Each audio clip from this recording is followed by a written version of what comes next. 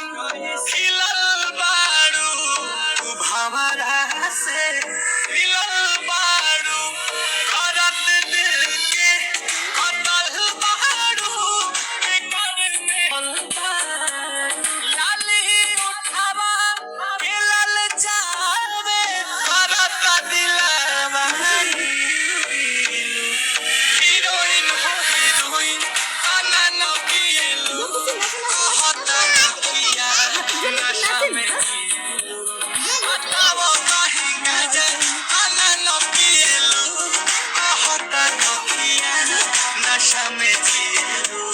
heroine हो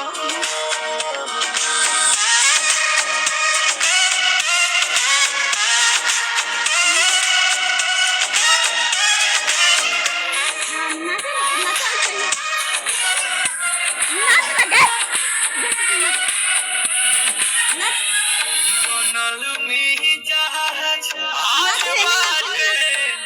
ऐसे अभी हसी नीलकमल पूछे बताओ ए मेरा का बात